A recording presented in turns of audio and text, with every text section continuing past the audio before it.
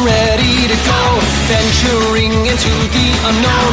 Fires inside me must be unleashed. People talking nonsense all day. Cheers will come, that's all they can say. I can't get no satisfaction. Challenges may come, fighting's just begun. There's no stopping me from spreading out my wings. Let's fly high, concentrate my power. In the final hour, in the end, I am gonna win. Don't you know I'm unstoppable? Don't even try, cause you will fall. I got a strength deep in my soul that gives me courage and control. I'll go beyond the limit break. The universe is mine to take. I have no fear, I think it's clear. Let's kick it up into high gear. Oh, this is Dragon Ball Super. We've got the skills to blow it our way.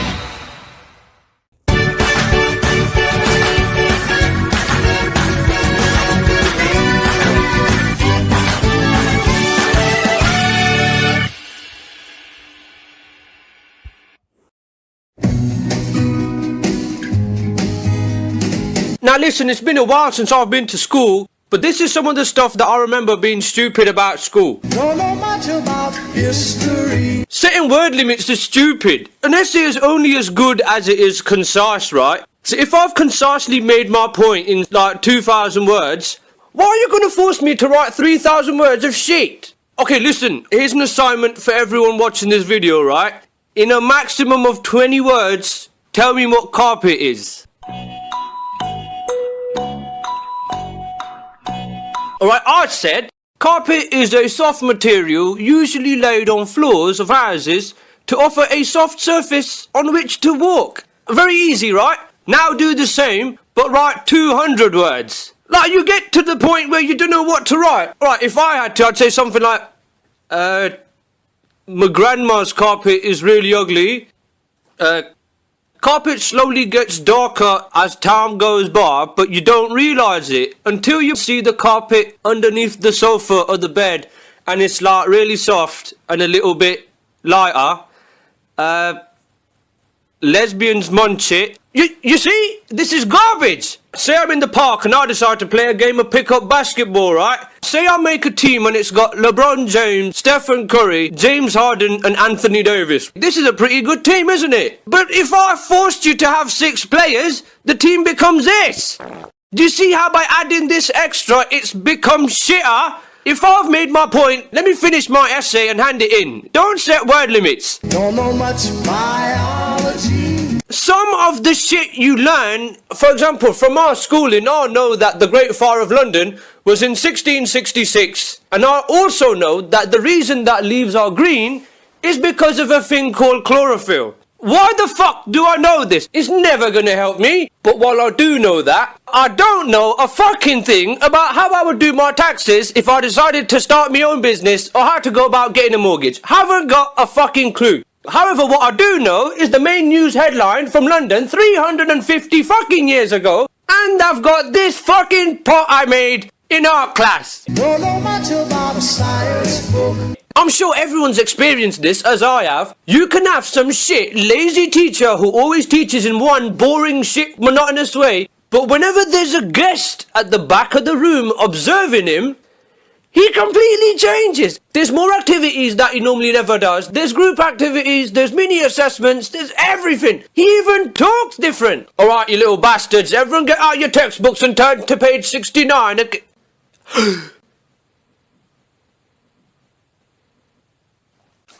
Okay, class, listen. Today we're going to learn about 3D shapes. So, we're all going to Egypt to learn about pyramids. Yay!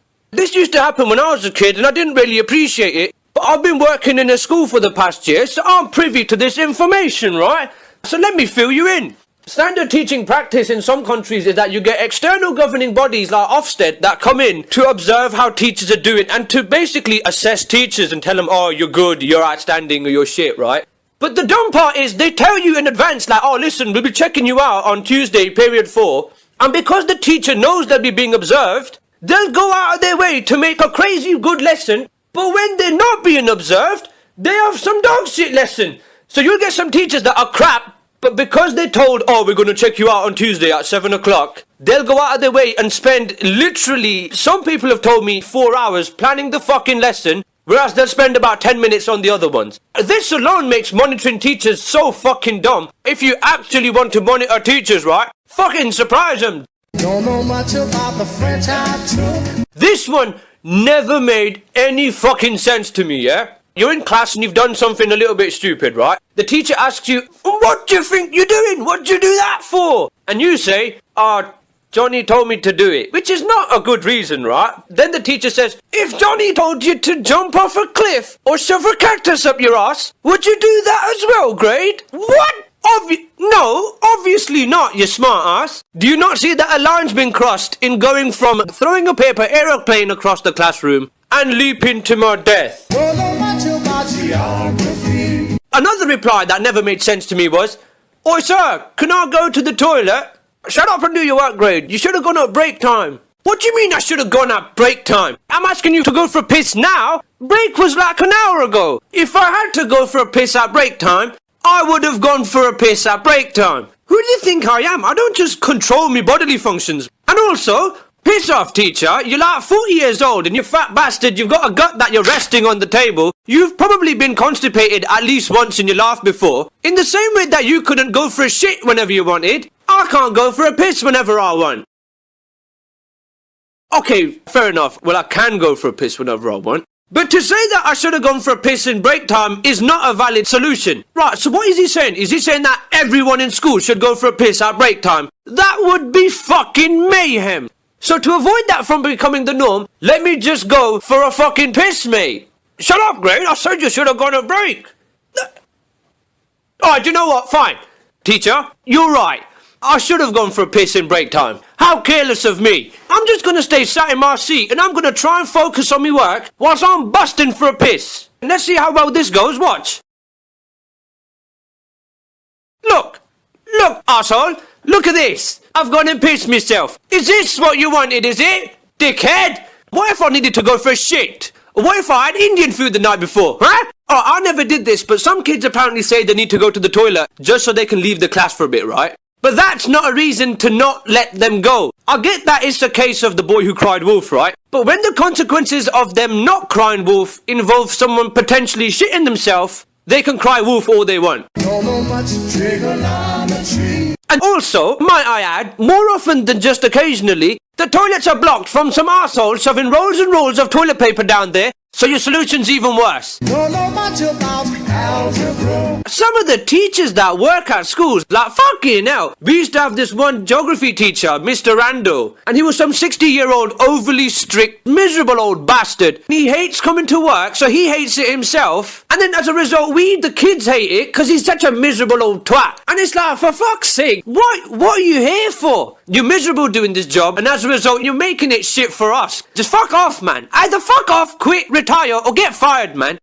Oi, head teacher, listen, what are you playing at? Do you owe this guy a favour or something? Can you fire him already? I'm telling you, a good teacher completely changes your perception of a subject. Give me a teacher that will make me want to pay attention. Don't know what a slide rule is for. I'll be like 12 years old and the PE teachers are so strict, shouting at us like some army sergeant dropout wannabes. Can't control men, so you decide to... Like, you're throwing your weight about with children, man. Some of the stuff they make you do is like, come on, you don't want to do rugby, do ya? Little 75-pound child. You better have a permission slip to not do rugby. Indeed I do. Not bad. The amount of times that I forged my dad's signature, I became better at it than my dad. And when I was in school, some of the kids were like twice my size. So no, mate, I'm not gonna play fucking rugby, because I'm gonna get murdered. I don't claim to be an A student. Some of the rules that we used to have in our PE class back in the days, we used to have a rule where if you forget your PE kit, the teacher would say, oh, have you not got your PE kit, have you?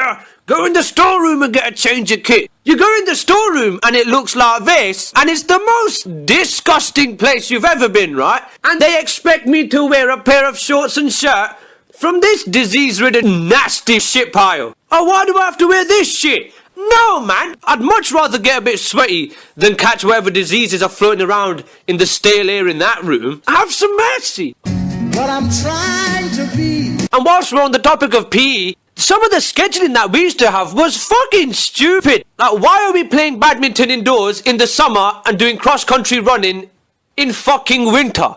Idiot! Like, whose idea was this? Who timetabled this shit?